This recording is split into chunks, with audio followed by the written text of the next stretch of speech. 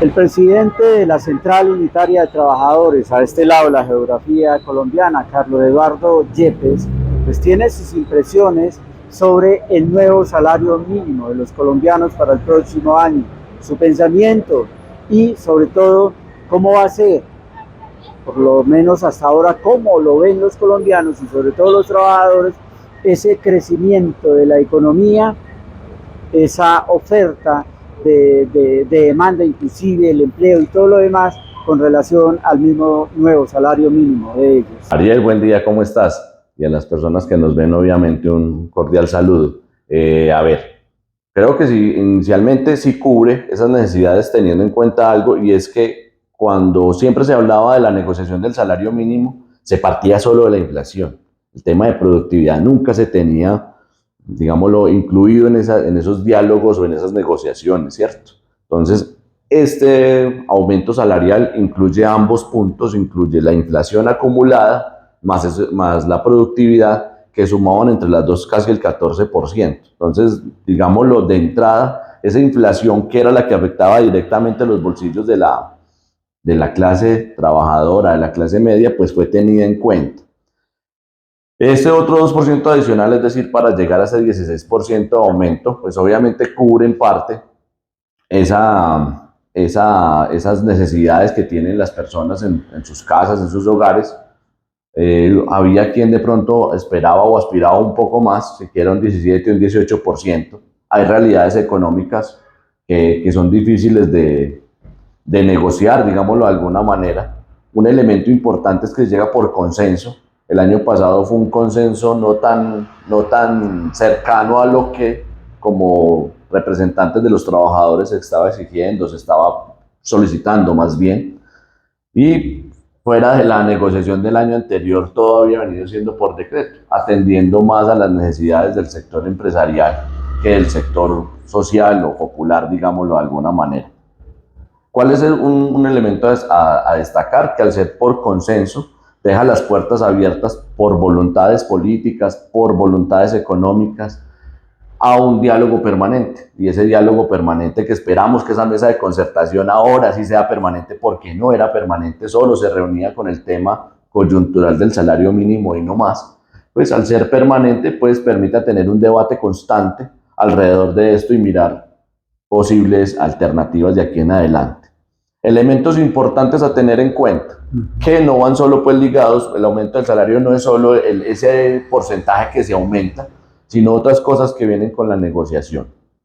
Primero, pues que el subsidio de transporte sí sube un 20%, eso hace que al unir ambos montos, pues sea 1.300.000 pesos, o sea que el aumento sea significativo, ¿cierto? Primero. Segundo, desligar o desatar, digámoslo de alguna manera, varios productos y servicios del aumento del salario mínimo, 204 en total, pero hablemos algo específico. Los copagos en las EPS. Sabemos que siempre los copagos iban ligados a lo que subiera el salario mínimo. Entonces, si el salario mínimo subía al 10, el copago subía al 10. Ahorita, el copago, por ejemplo, en salud no va a subir el 10%. Va a subir, perdón, lo que sube el porcentaje del salario mínimo. Va a estar por debajo de ese aumento. Eso y otros elementos van a estar de una vez incluidos en el plan de desarrollo, y otros saldrán pues por reglamentación directa, de manera que no se afecte tanto, obviamente, ese bolsillo, digámoslo así, de los colombianos en general. Entonces, todo eso va a subir por debajo del aumento o por debajo de ese 16% que tuvo como incremento el salario mínimo. Eso es muy importante tener en cuenta, porque obviamente hace pues que disminuyan costos. Me voy a adelantar un poquito en toda esta barrera del tiempo. Al próximo año, ahora fue el 16%, al próximo año y con el planteamiento que usted acaba de explicarnos, los trabajadores esperarían un incremento igual o un tanto mayor. Es complejo porque eso se debe a las dinámicas de la economía. ¿Qué sí se espera? Con ese seguimiento permanente de esa comisión, pues que se analicen y se revisen todas las estadísticas, todos los datos, cómo se va acumulando la inflación, y que realmente esa alza del salario mínimo o ese incremento más bien del salario mínimo el próximo año atienda a las necesidades concretas de la población. Entonces, si la inflación acumulada sumó, voy a colocar un ejemplo cualquiera, el 7%, porque hubo otras políticas que estuvieron ahí pendientes de manera que no fuese tan alto, que la productividad sea el 1 también, como fue similar a este año, es decir, que todo acumulado sea el 8, pues que ese incremento sea, no sé, el 10, 12%, de manera pues que sí se vea beneficiada la población en general con relación a lo que va a estar consumiendo y demás, ¿cierto? A lo que va a estar comprando. Entonces, más que un valor, porque no vamos a saber, eso es variable, perdón.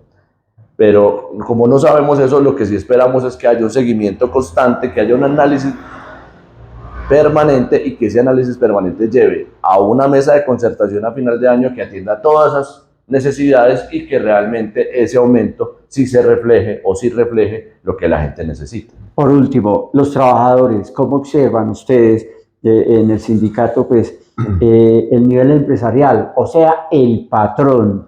¿Cuál es la actitud? En esta negociación, digamos lo que estuvimos sorprendidos en algo. Habitualmente quien pone el piso de la negociación siempre han sido los empleados. Entonces, sabemos, una negociación es así, una parte pone el piso, otra parte pone el techo, en medio está el gobierno tratando de mediar entre las dos partes, y habitualmente siempre lo más cercano era lo que proponían los empresarios. Inclusive cuando no había negociación, que se dio el año pasado muy cercano a lo que pedían los empresarios, que fue el 10%, años atrás siempre había sido por decreto del gobierno. Entonces, uno espera ese piso. Ese piso que los empresarios colocaban siempre era la inflación, ni siquiera inflación más productividad, era la inflación. Esa era la base de ellos. Este año, por especulación, siempre por lo mismo, por el mismo comportamiento, esperábamos que era la inflación. Realmente nunca hubo una cifra oficial de parte de los empresarios. Nunca hubo una cifra oficial y fue algo que nos sorprendió. Los únicos que pusieron, digámoslo, una carta oficial sobre la mesa fuimos los trabajadores a partir de las organizaciones sindicales o de las centrales obreras con ese 20%. Al sumar productividad, al sumar inflación, eso daba más o menos un 14%, y ahí es donde se llega como a esa cifra de consenso del 16%. Como cualquier decisión que se tome en el campo sindical, en el campo político, pues tiene unos que están a favor, otros que no están tan contentos con la decisión. Había quienes esperaban un poco más, obviamente no llegar al techo. Cuando uno pone un techo es porque ese techo se debe bajar un poco, pero había gente que aspiraba a un 17, 18%.